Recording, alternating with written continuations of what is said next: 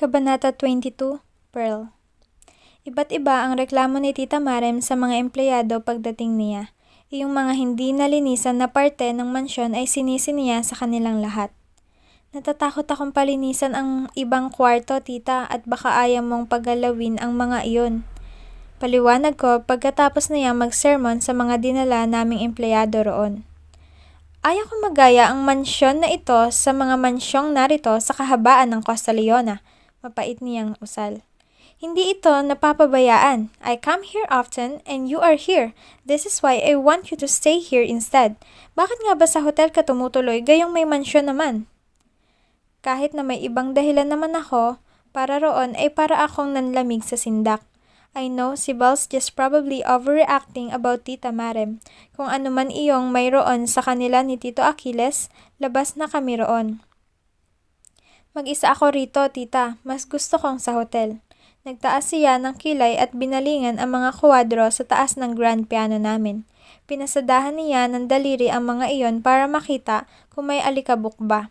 Mabuti na lang at nilinisan naman iyon ng huling punta ko roon. You have class today? Anong oras? She asked. 12:00, tita. You better prepare now. I'll be in charge of the supervision here. Don't worry about it. Tumango ako at hinayaan siya sa gusto niyang mangyari. Tila nabunutan ako ng tinik pagkaalis sa mansyon. Pakiramdam ko ay masyadong mabigat sa loob ang presensya ni Tita Marem. Months ago, I would gladly welcome her here because I want a family member to be with me. Ngayon, tila natatakot ako sa maaaring mangyari habang nandito siya. Binuksan ni Sibal ang pintuan ng expedition pagkadating ng Northwestern Colleges. Matamis ng ngiti naman ang sinalubong ko sa kanya. Tumagilid ang ulo niya. Dumating na ang Tita Marem mo? Maagap niyang tanong bago kinuha ang mga dalang libro ko. Oo, via chopper. Sinalubong ko siya kanina sa helipad. Sabay kami pumasok sa eskwelahan. Mas maaga akong dumating ngayon. Siguro ay dahil na rin kay tita. I don't want to be around too much at the hotel now that she's there. Hindi naman sinabi ni Sibal na huwag naming ipaalam kay tita ang tungkol sa amin. Ayaw ko rin magtanong dahil natatakot ako. Para bang may invisible agreement sa aming dalawa na kung maaari ay mas mabuting hindi malaman ni Tita Marem ito. Papasok kami sa school ay nakita ko si Katarina sa isang bench kasama ang mga kaibigan niyang babae. Naipagtawanan siya kasama nila at nang nakita kami ay naging maasim na lamang ang mukha. Si Bal joined my line of vision and then he turned to me. Do you still talk? Tanong ko. Tumango naman si Sibal na parang normal lamang iyon. Oo naman, bakit? Nakakalito ako. Kahit na ayaw ko kay Katarina, pakiramdam ko ay unfair naman kung iwasan siya ni Sibal, kaya nagustuhan ko na magkaibigan pa rin sila hanggang ngayon. Maybe she truly cares for Sibal that way. Wala lang, mabuti at magkaibigan pa rin kayo. He smirked. I feel like he doesn't believe my sentiment. Totoo. Tumigil ako sa paglalakad at humilig sa dingding ng aming classroom. Dahil maaga akong dumating, may naunang klase pa sa loob. Sa harap ko ay si Sibal. Hinuhuli ang mata ko. Nagsiselos ako noon sa inyo pero alam ko namang mas nauna kayong naging magkaibigan.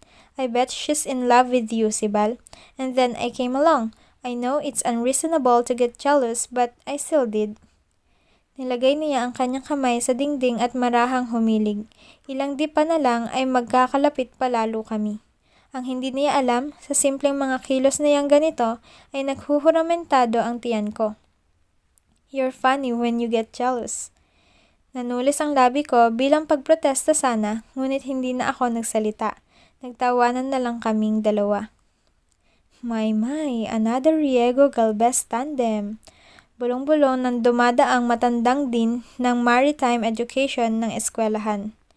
Bumaba ang kamay ni Sibal para maharap ang dumadaan. Napangiti ako sa professor. He smiled back and then turned to Sibal in a formal way. Percival, pagkatapos ng unang klase mo, pumunta ka agad sa opisina ko tulad ng usapan. He said. Yes, sir. Formal na sinabi ni Sibal bago umalis ang matandang professor. Dahil kilala iyon ni Tito Achilles, madalas na tumutulong si Sibal sa matanda. Bumaling muli si Sibal sa akin. Ganoon ba talaga kasikat sina Tita Marem at Tito Achilles at parang alam niya? Tumawa si Sibal. Hindi lang ng professor, Miss President. Subukan mo magtanong-tanong at magugulat kang alam ng halos lahat ng tao rito. I wonder what Tito Achilles was like when he was younger. Naiisip ko lamang si Sibal sa kanya. Naiisip kong ganito rin siya tulad ni Sibal. Minsan seryoso pero madalas mapagbiro. Siguro ay habulin din siya ng babae. Si Tita Marem kaya? Naisip kong tulad ko o mas malala pa siya sa akin. Very prim and proper. Gusto kong magtanong kay Sibal tungkol sa relasyon ni Tito at ni Tita pero ayaw kong lumabas na walang respeto sa ina nila ni Jackson. Reliving whatever's in between them feels like disrespecting Sibal's mom. Kinagabihan ay nasa opisina ako. Naroon din si Tita Marem para mapag-usapan namin ang growth ng hotel. Kung kumusta ang ginawa ni Papang desisyon na taasan ng sahod ng mga empleyado.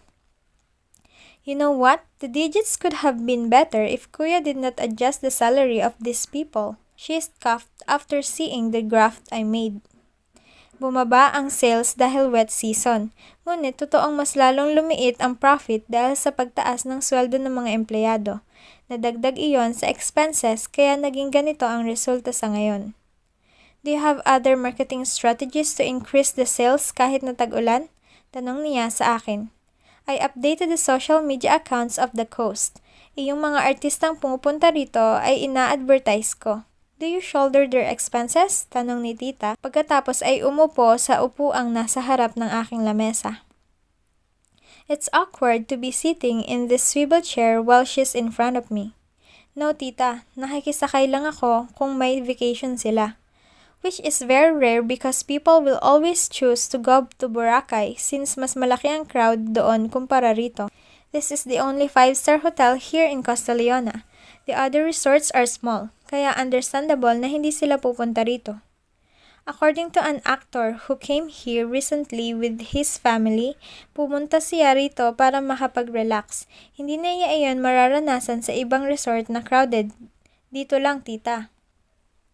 Tumango si Tita at huminga siya ng malalim. It's almost 10 at narito pa rin kami sa opisina at nagbe-brainstorming. So I guessed our target market will be those people who'd love a serene vacation. Kung party ang gusto nila, nasa ibang resort iyon at hindi rito. You are right, Snow. But still, we should invite more influential people to come here and relax. Shoulder their expenses at mababalik sa iyo ang nagastos mo kapag na-advertise na mabuti ang hotel na ito.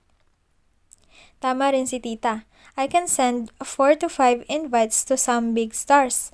Natulala ako sa kakaisip nang biglang tumunog ang door handle at bumukas ang pintuan.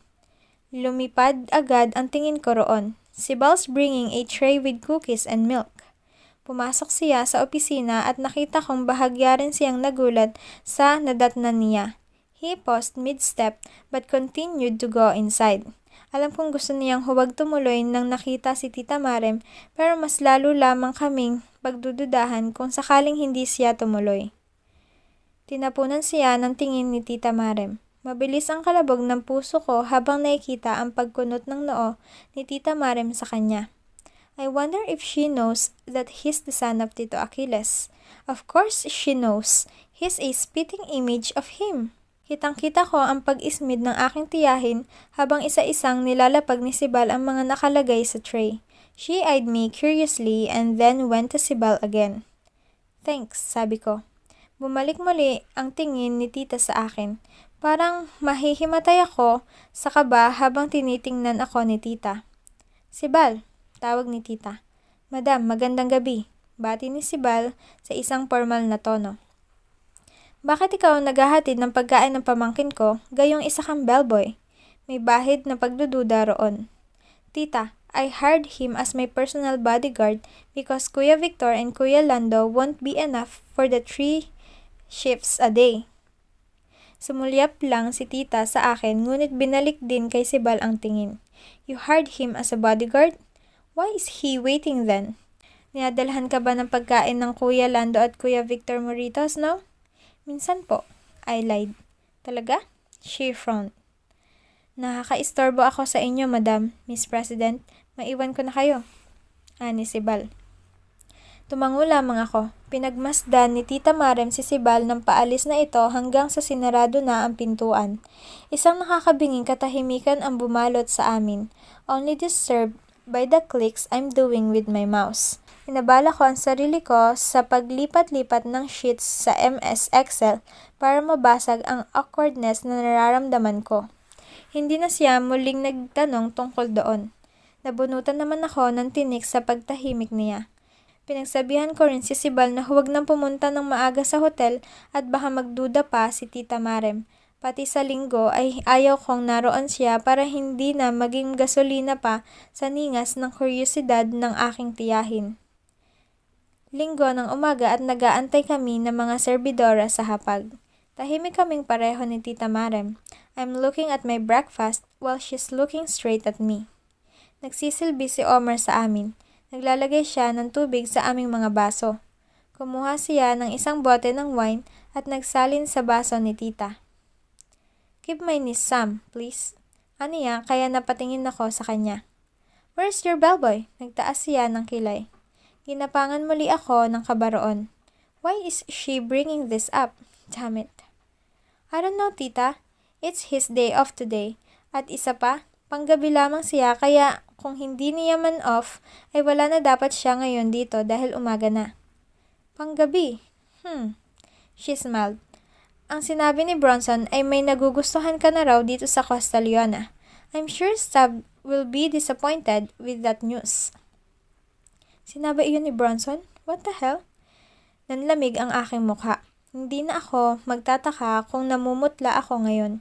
Kung sinabi ni Bronson ang lahat, malaking tsansa na alam nga ni Tita Marem iyon tungkol kay Sibal. Tita Marem, I tried to like Stav. There's just no spark between us. And no, Bronson is mistaken. Nag-aaral at nagtatrabaho ako rito. Wala na akong panahon para makipagrelasyon. Para may nagugustuhan ka?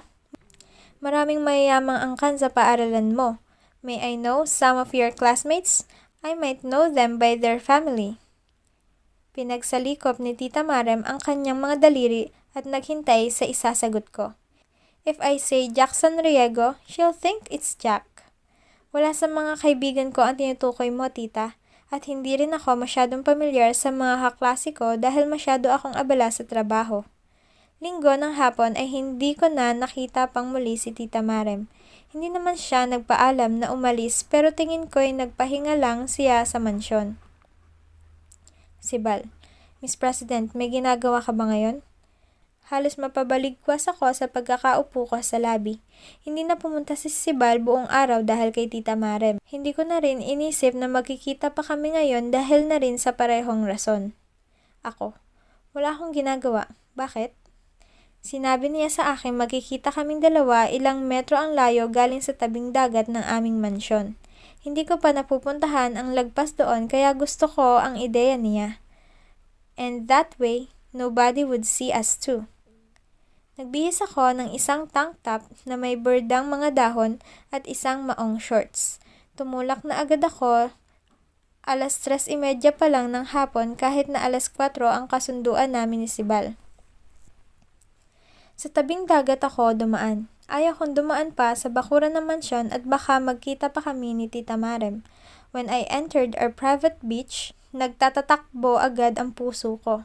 Nilingon ko ang aming mansyon. Medyo malayo iyon sa beach kaya imposibleng matanaw ako ni Tita Marem unless kung nasa veranda man siya. Walang nasa veranda kaya natahimik naman ako. Nakahinga ko ng maluwang nang nalagpasan ko ang private beach at napadpad ako sa kaniyugan. Ang mga unang niyog ay nakabaon pa sa buhangin. Ang mga sumunod ay nasa lupa na. Nagpatuloy ako sa paglalakad. My cellphone's just on my pocket. Tatawag ako kay Sibal mamaya kung wala talaga siya rito. Huni ng kakaibang mga ibon ang narinig ko kasabay ng paghampas ng tubig dagat sa buhangin. It's a relaxing sound. Sibal? Tawag ko habang hinahawakan ang katawan ng niyog. Kukunin ko na sana ang cellphone ko nang biglang may humawak sa aking baywang. Mabilis kong nilingon kung sino iyon at tumalon agad ako para mayakap nang makitang si Sibal iyon. Tumawa siya at inangat ako ng bahagya. Sorry, hindi tayo masyado nakakapag-usap sa hotel. Usal ko, sabay kalas sa yakap. Nanatiling magkahawak ang aming kamay. He's wearing a white t-shirt and a black jersey shorts. Medyo magulo ang buhok niya dulot ng hangin. Ayos lang yon. Nasaan ang tiyahin mo ngayon? Hindi ko alam. Tingin ko'y nasa mansyon. Nilingon ko ang tanawin sa private beach namin. Tahimik naman roon. Binalik ko ang tingin sa mga niyugan. Saan tayo pupunta? Tinuro niya ang malawak na kahabaan ng Costa Leona sa silangang bahagi. Tumango ako nang naintindihan iyon. Anywhere as long as we're out of the hotel. Out of Tita Marem's sight. Anong meron doon? Tanong ko at nagsisimula na kaming maglakad. He's holding my hand. Sinipa ko naman ang mga nakikita kong butas sa buhangin para matabunan iyon. Hindi ako nakakalayo sa kanya dahil nakahawak siya sa akin. I'd bounce back every time I try to go away and find more holes. Costa Leona, he chuckled. Sarkastiko ko siyang nginitian.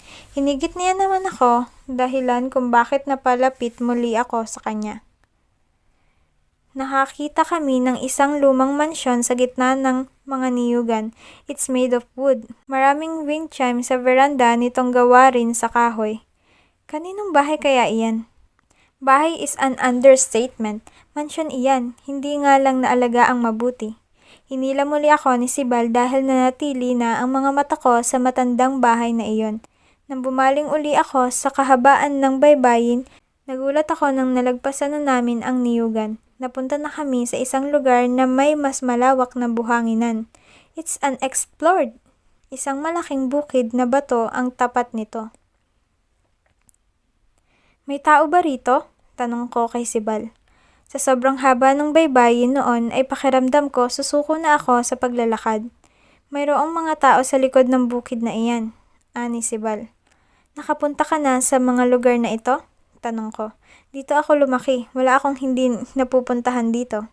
Kinalas ko ang kamay ko sa kanya at sinubukan ko ang tumakbo. It's frustrating to see that the next coconut trees were still about half-kilometer away. Marahas ang ihip ng hangin sa aking buhok. Hindi ko na masikap ang lahat dahil masyadong malakas ang hangin. Nakakapagod! Hingal ko nang nagkalahati ako. Nilingon ko si Sibal at nangiti lamang siya. Naglalakad pa rin siya kaya tumigil ako sa pagtakbo.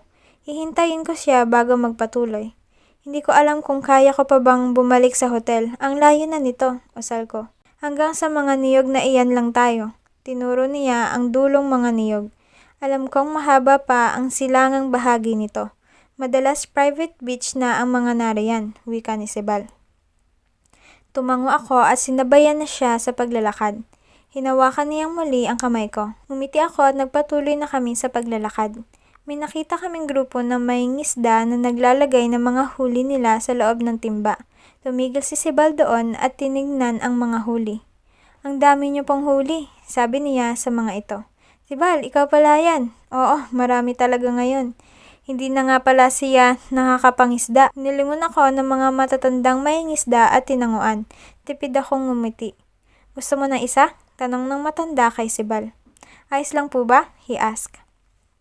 Pipigilan ko na sana siya. Nakakahiya naman kung manghingi kami. Pwede namang bayaran eh. Tong batang to, syempre, sabi ng tatay mo, hindi ka na nakakasama tuwing madaling araw. Tumango si Sibal at kinuha iyong isang malaking isda. Nilagay niya iyon sa loob ng plastic. Oo, Uncle, abala ako sa trabaho, pero kaya na nila iyon. Masabagay. Sumulyap ang may ngisdang kausap ni Sibal sa akin. Kung hindi pa ito sinita ng kasamahan para sumali sa pag-angat nila ng isang balde ay siguro'y nanatili ang titig nito sa akin. Salamat po, sabi ni Sibal at ipinakita ang isdang nakuha. Walang anuman.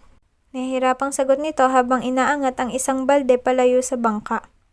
Nagpatuloy kami sa paglalakad ni Sibal. Naiwan naman ang tingin ko sa mga may ngisdang nagtutulungan para sa kanilang mga huli. Anong gagawin mo sa isda na nakuha mo? Tanong ko at bumaling sa kanya. Iihawin, kakain ka ba? Tumango ako at ngumiti.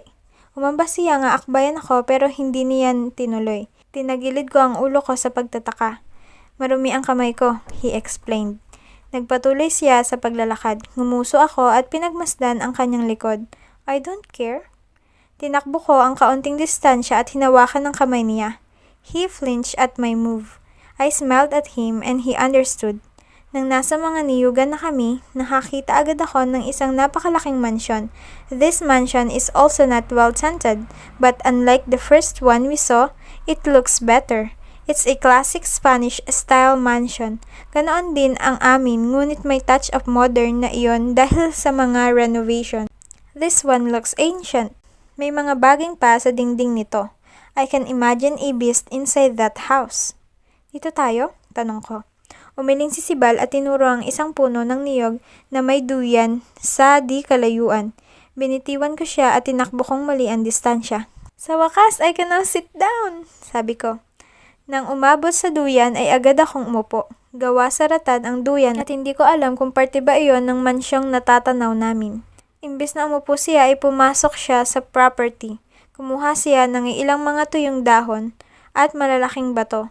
Pinagmasdan ko siya habang ginagawa niya iyon. Anong gagawin mo? Maghahanda ng apoy, Miss President.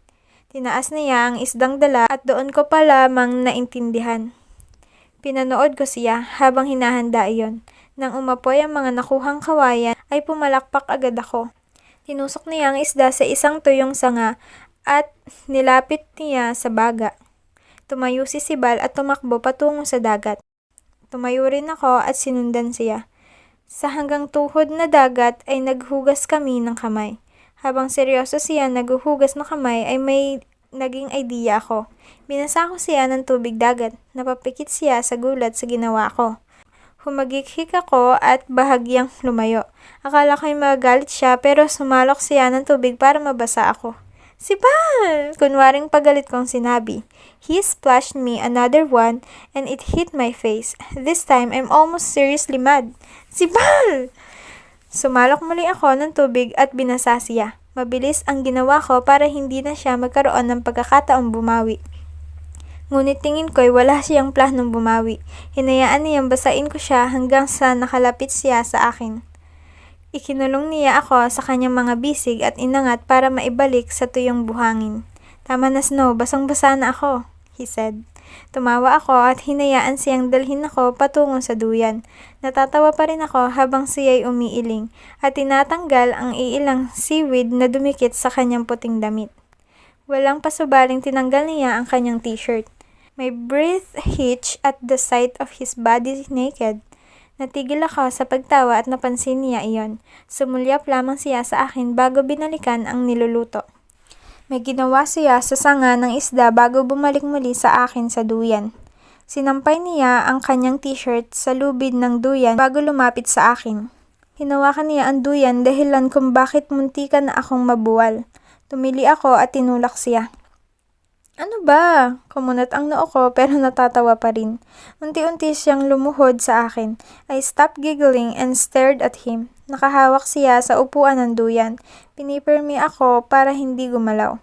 Dito ka na lang sa tabi ko. Aniyaya ko sa kanya. Kasya ka pa naman dito. Umusog ako ng konti hanggang sa nagtama ang hita ko at ang kanyang kamay. Napalunok ako sabay tingin sa kanya. Humiling siya sa akin, tahimik, walang bahid na biro. Bakit? Tanong ko dahil hanggang ngayon ay nakaupo pa rin siya sa harap ng duyan ko. May dinukot siya sa kanyang bulsa. Noong una ay hindi ko naintindihan iyon, ngunit nang hinarap niya sa akin ang isang maliit na singsing ay hindi na ako nakapagsalita. It's made of a silver steel and the tip of it is an irregular creamy pearl. Napaawang ang bibig ko habang pinagmamasdan iyon. Nilahat niya ang kamay niya sa akin, nag-aantay sa kabilang kamay kong ipatong doon. Ano to? Tanong kong nanginginig. Gusto kong mangako sa'yo, Miss President. I'm gonna marry you. Umihip ang malakas na hangin. Nanatili akong nakatulala sa kanya. Pumungay ang mga mata niya. Maghihintay ako kung kailan ka handa. Parang may nagbabara sa lalamunan ko habang pinagmamasdan siya sa paanan ko, struggling to find the right words to make me say yes. Pagkatapos kong mag-aral, gusto kong bumuo ng pamilya kasama ka. Gagawin ko ang lahat ng mga kaya ko para matustusan ang kakailanganin mo at ng bubuuin nating pamilya. Isa-isang patak ng luha ang lumandas sa aking pisngi. Nanatili sa ere ang kanyang singsing. Nilagay ko ang kamay ko sa kanyang kamay sabay tango. Handa ako kahit kailan mo gusto. Walang pag-aalinlangan kong sinabi. Namatay ang kung anumang takot at pagdududa sa puso ko sa aming relasyon. All that matters to me right now is his promise of us. And if he's right, my family would disagree with us. Alam kong kaya kong panindigan ang magiging desisyon ko. Hinila niya ang kamay ko at sinuot niya sa akin ang singsing. Hinila ko rin siya patayo. Tumayo naman siya at umupo sa tabi ko sa duyan. Niyakap niya ako ng mahigpit. Umiyak ako sa kanyang balikat. Alam kong bata pa ako. Hindi pa kami pwedeng ikasal. At maaaring marami pang tumutol sa magiging desisyon namin, pero ang puso ko ay handang-handa nang makasama siya. Inangat niya ang ulo ko at pinalis ang mga luhang lumandas sa aking pisngi. Kinagat ko ang pang-ibabang labi ko. He removed it from the bite with his thumb. Hinawakan niya ang isang kamay ko at dinala niya iyon sa kanyang labi. He showered my hand with shallow kisses. Bawat daliri ay hinalikan niya. Kinalma ko ang sarili ko pero tila kahirap gawin, lalo na nang marahan niyang hinalikan ng aking palad. He passionately kissed the bottom of my thumb. He sucked it gently too. Natigil ang luha ko. Napalitan ang nararamdaman ko ng init. He kissed my index finger and slightly sucked it too. Hinahabol ko na ang aking hininga dahil sa ginawa niya. Binaba niya ang kamay ko at hinigit niya ako palapit palalo sa kanya. In a swift motion, he made me sit on his lap. Kinagat ko ang labi ko habang dinarama ang init ng kanyang palad sa aking balikat at sa aking braso. Ang hirap-hirap maghintay sa'yo, Miss President. Bulong niya sabay halik sa pulso ng aking leeg. Pero maghihintay ako. Kaya kailangan sigurado, he murmured. Pumikit ako nang naramdaman ang kanyang kamay sa gitna ng aking dibdib. Handa ako. Halos padaing kong nasabi iyon. He chuckled gently, then he kissed my nape. In 2 years, handa ka pa rin ba? Tanong niya. Halos mapasinghap ako nang naramdaman ang kanyang daliri sa tuktok ng aking dibdib. He gently molded it with his fingers, making me moan a bit. Ang tagal, I whispered. He chuckled again. His hand cupped my other breast and found the other tip. I whimpered. Nagulat ako nang kinalas niya iyon at niyakap na lamang ako ng sobrang higpit.